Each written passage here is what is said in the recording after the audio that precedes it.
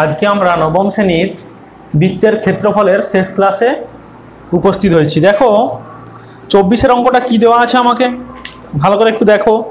দেওয়া আছে জয়া একটা বর্গক্ষেত্রের অন্তর্বৃত্ত আঁকলো। দেখো তাহলে এবিসিডি একটি বর্গক্ষেত্র, তার অন্তর্বৃত্ত দেখো এস বিন্দুকে কেন্দ্র করে একটা অন্তর্বৃত্ত আঁকা হয়েছে। বৃত্তটির আবার একটি সমবাহু ত্রিভুজের পরিবৃত্ত। দেখো সমবাহু ত্রিভুজ কি ধরা হয়েছে, পি কিউ আর একটা সমবাহু ত্রিভুজ, এবং যার প্রত্যেকটা বাহুর দৈর্ঘ্য কি দেওয়া আছে 4√3 সেমি। তাহলে বর্গক্ষেত্রটির কর্ণের দৈর্ঘ্য কত? প্রথমে আমরা চলে আসি, কি লিখতে পারি না, ধরা যাক এবিসিডি একটি বর্গক্ষেত্র, ধরি এবিসিডি বর্গক্ষেত্র, যার অন্তর্বৃত্ত হলো এস কেন্দ্রীয় বৃত্ত। দেখো বৃত্তের মধ্যে এসটাকে কেন্দ্র করে একটা অন্তর্বৃত্ত হয়েছে। আর একটা কি ধরতেছি দেখো না, সমবাহু ত্রিভুজ। সমবাহু ত্রিভুজটা কাকে ধরতেছি দেখো, পি কিউ আর সমবাহু ত্রিভুজের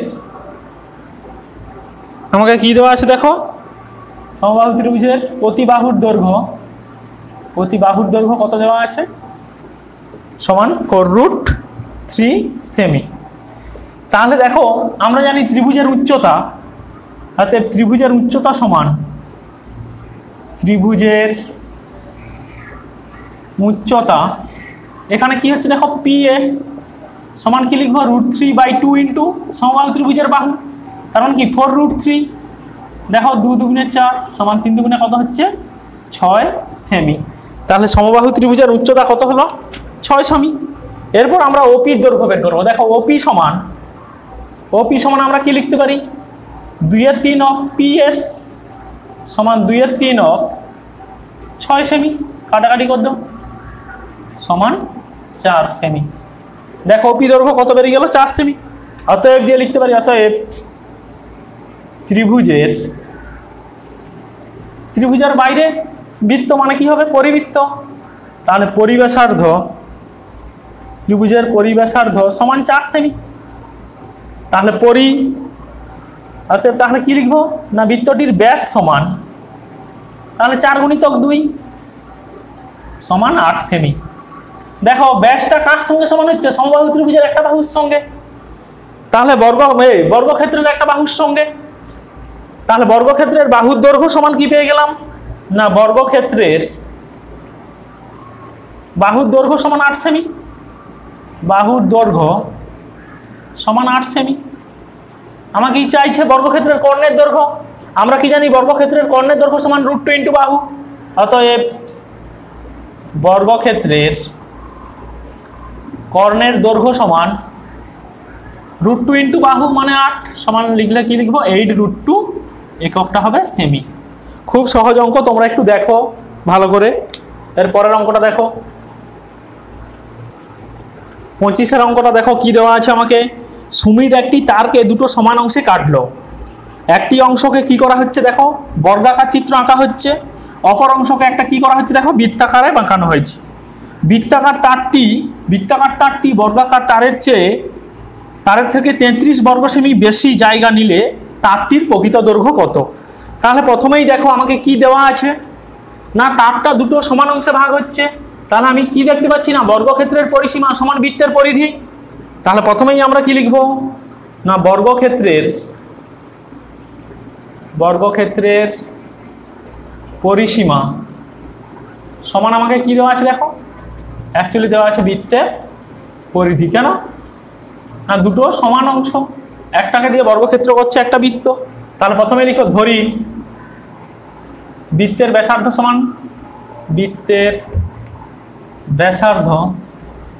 সমান r সেমি, এবং বর্গক্ষেত্রের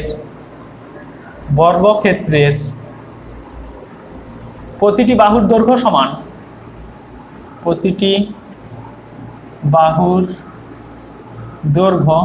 সমান x সেমি।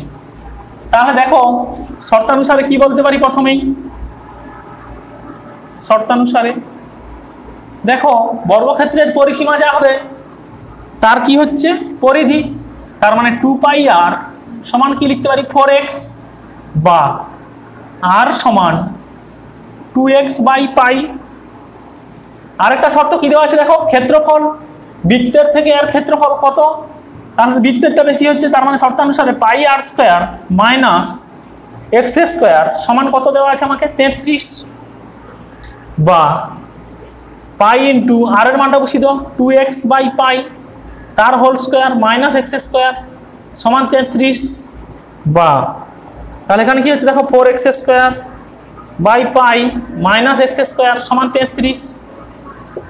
তোমরা নিচে করবে বা কি লিখতে পারি দেখো এক্স স্কোয়ার কমন চলে যাচ্ছে, তাহলে 4 ইন্টু 7 নিচে 22 মাইনাস 1 সমান 33।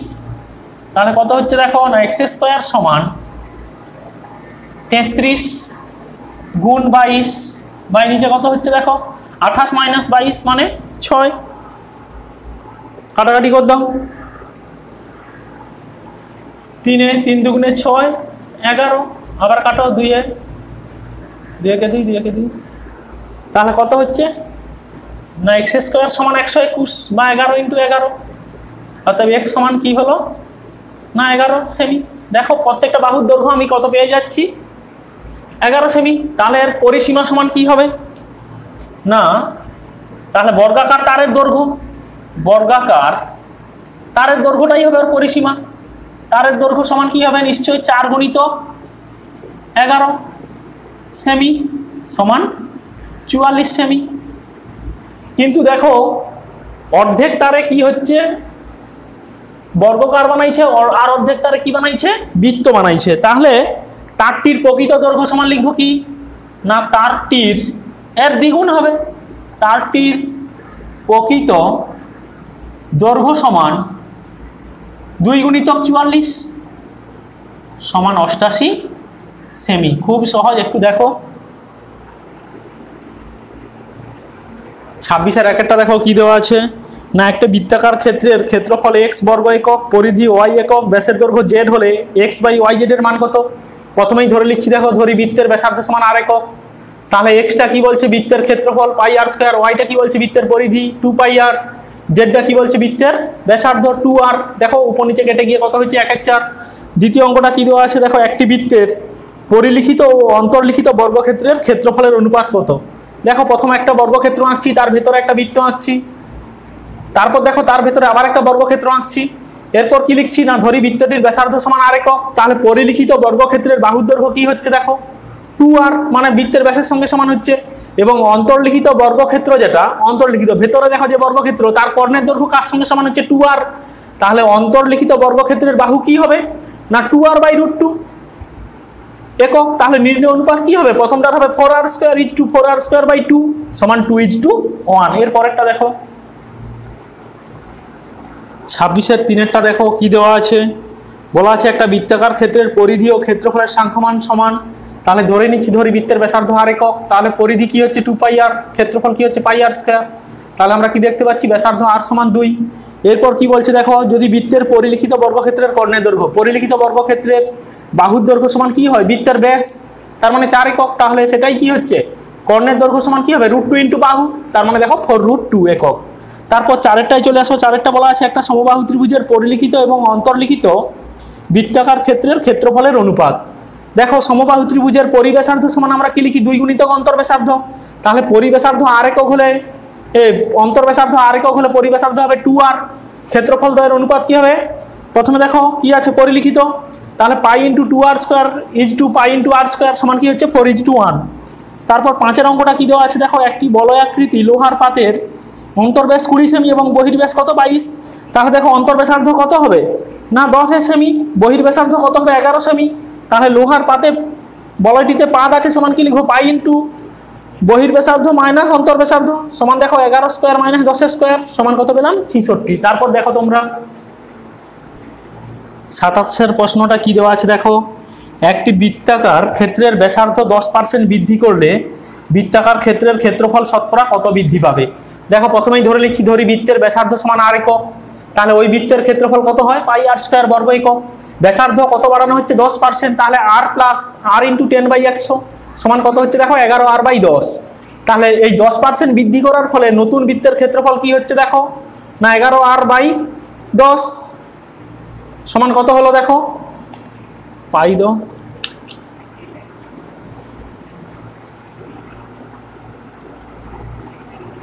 সমান পাই ইন্টু আর স্কোয়ার সমান 121 ইন্টু পাই ইন্টু এগুলো কি হচ্ছে বৃদ্ধি সমান পাই, এখানে উপরে পাই, এটাই হবে ইন্টু পাই। দেখো তাহলে কি হচ্ছে আমাদের দেখতে পাচ্ছি যে ক্ষেত্রফল যেটা হচ্ছে তাহলে 121 আর স্কোয়ার বাই 100 ইন্টু পাই, ক্ষেত্রফলটা কত বৃদ্ধি পাচ্ছে না এটা থেকে আগেরটা থেকে এটা বিয়োগ দিয়ে দিই, তার মানে কি হচ্ছে দেখো কত বাড়ছে না 21 আর স্কোয়ার ইন্টু পাই বাই 100। তাহলে আমার কি হচ্ছে শতকরা বৃদ্ধি সমান কি হবে না এত পাই ইন্টু 100 বাই মূল যে ক্ষেত্রফল ছিল পাই আর স্কোয়ার, তার মানে শতকরা কত বাড়ছে 21%। তোমরা একটু ভালো করে দেখো, এটা পরীক্ষা আমাদের দিয়ে থাকে। এরপরের অঙ্কটা দেখো 28টা কি দেওয়া আছে দেখো, বলা আছে একটা বৃত্তাকার ক্ষেত্রের পরিসীমা 50% হ্রাস করলে বৃত্তাকার ক্ষেত্রের ক্ষেত্রফল শতকরা কত হ্রাস পায়। প্রথমেই দেখো বৃত্তের ব্যাসার্ধ আর হলে পরিসীমা কত হয় 2πr, পরিসীমা মানে এক্ষেত্রে কি বৃত্তের পরিধি, ক্ষেত্রফল কি হবে পাই আর স্কোয়ার।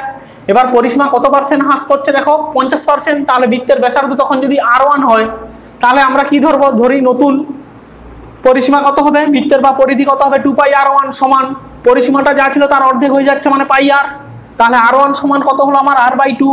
এখন ক্ষেত্রফল কত হবে পাই ইন্টু r/2 এর হোল স্কোয়ার, তাহলে ক্ষেত্রফল হ্রাস পাচ্ছে কত দেখো pi r square minus pi r square by 4 সমান 3/4 পাই আর স্কোয়ার। তাহলে ক্ষেত্রফল হ্রাসের হার সমান কত হবে না ক্ষেত্রফল হ্রাস বাই মূল ইন্টু 100, দেখো সমান কত বার হচ্ছে আমাদের 75%। তারপরের অঙ্কটায় আসো,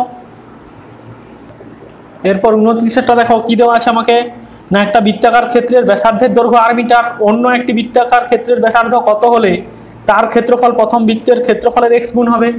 ধরি অন্য বৃত্তের ব্যাসার্ধ a মিটার ধরে নিচ্ছি, তাহলে তার ক্ষেত্রফল কি হবে পাই ইন্টু a স্কোয়ার। শর্তানুসারে কি বলছে না এটার ক্ষেত্রফল আগেরটার ক্ষেত্রফলের কত গুণ হবে x গুণ, তাহলে সেখান থেকে দেখো a সমান কি পাচ্ছি r ইন্টু √x, তাহলে অন্য বৃত্তের ব্যাসার্ধ কত হবে r √x মিটার। 30-এর প্রশ্নটা দেখো দেওয়া আছে 3 সেমি 4 সেমি 5 সেমি বাহু বিশিষ্ট ত্রিভুজের পরিবৃত্তের ক্ষেত্রফল কত। তাহলে আমরা দেখতে পাচ্ছি 3 স্কোয়ার প্লাস 4 স্কোয়ার সমান 5 স্কোয়ার, তার মানে ত্রিভুজটা একটা কি ত্রিভুজ সমকোণী ত্রিভুজ। তাহলে সমকোণী যেহেতু ত্রিভুজ তার পরিব্যাসার্ধ সমান কি হয় অতিভুজের অর্ধেক হয়ে যায়, তার মানে 5/2। তাহলে ক্ষেত্রফল কি হবে না পাই ইন্টু আর স্কোয়ার মানে 22/7 ইন্টু 5/2 এর হোল স্কোয়ার। তারপরের প্রশ্নে চলে আসো একদম শেষ প্রশ্নে দেখো 31-এর প্রশ্নটায় কি দেওয়া আছে সমবেদ বিশিষ্ট একটা টিনের পাত থেকে 3টি বৃত্তাকার চাকতি কেটে নেওয়া হলো। বৃত্তাকার চাকতি 3টির ব্যাসের দৈর্ঘ্য দেওয়া আছে অনুপাত 3:5:7 হলে তাদের ওজনের অনুপাত কত। দেখো প্রথমেই ধরে নিচ্ছি ব্যাসগুলো কত 3x 5x আর 7x, ব্যাসার্ধ কত হবে 3x/2 5x/2 7x/2, তাহলে তাদের ক্ষেত্রফলের অনুপাত কি হবে পাই ইন্টু প্রথমটার জন্য 3x/2 square is to pi into 5x/2 square is to pi into 7 সমান 9:25:49 আমাদের চলে এসছে। এবার একটা জিনিস দেখতে হবে যে ক্ষেত্রফল এবং তাদের ওজন এটা কি হয় সরল সমানুপাতি, তাহলে চাকতির ওজনের অনুপাতও এই একই হবে মানে 9:25:49। তোমরা ভালো করে একটু দেখো বৃত্তের ক্ষেত্রফল অধ্যায়ের সব অঙ্কগুলোই কম বেশি করে দেওয়া হয়েছে তোমাদের, ভালো করে একটু প্র্যাকটিস করো। আর যদি কোনো প্রবলেম বুঝতে অসুবিধা হয় অবশ্যই আমাকে কমেন্ট করে জানিও। এখনও বলছি তোমরা যদি এখনও সাবস্ক্রাইব না করে থাকো আমার চ্যানেলটিকে অবশ্যই সাবস্ক্রাইব করো।